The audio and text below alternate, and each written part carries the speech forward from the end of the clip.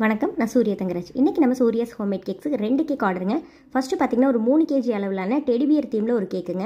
ஒரு டெடிபியர் மேலே நிற்கிற மாதிரியும் ஒரு டெடிபியர் சாஞ்ச மாதிரி இருக்கிற மாதிரி வேணும் அப்படின்னு சொல்லிட்டு கேட்டாங்க. சக்ஸஸ்ஃபுல்லாக அந்த மாதிரியே நான் வச்சுட்டேங்க. ஆனால் கொஞ்ச நேரம் கழிச்சு பார்த்திங்கன்னா அந்த டெடிபியர் சாஞ்ச மாதிரி ஆயிடுச்சு. அவங்க சாஞ்ச மாதிரி தானே கேட்டாங்க, ஆனால் சாஞ்ச டெடிபியர்னு சொல்கிறீங்களே அப்படின்னு நீங்கள் நினைக்கலாம். ஆனால் சாஞ்சது எப்படின்னா ஓவராக சாஞ்சிருச்சுங்க. சாஞ்சு இந்த மாதிரி கேக்கில் வந்து ஒரு கேப் ஆன மாதிரி தெரிஞ்சிருச்சு. ஏன்னா நம்ம ஃபாண்டன்ட்டில் ஃபிக்ஸ் பண்ணாமல் க்ரீமில் தாங்க இந்த டெடிபியரை ஃபிக்ஸ் பண்ணியிருக்கிறோம். அதுக்கப்புறம் மறுபடியும் நான் கொஞ்சம் க்ரீம் வச்சு அதுக்கு ஒரு முட்டு கொடுத்த மாதிரி பண்ணி அந்த டெடிபியர் நிற்க வச்சுட்டேன்.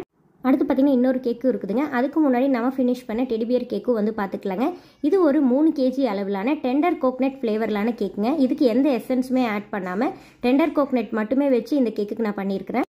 இளநீரோட ஃப்ளேவர் வந்து இந்த கேக்கில் நல்லா தெரியுங்க. அடுத்தது பார்த்திங்கன்னா சோஃபியா தீமில் 3 kg அளவிலான ஸ்பானிஷ் டிலைட் கேக்குங்க.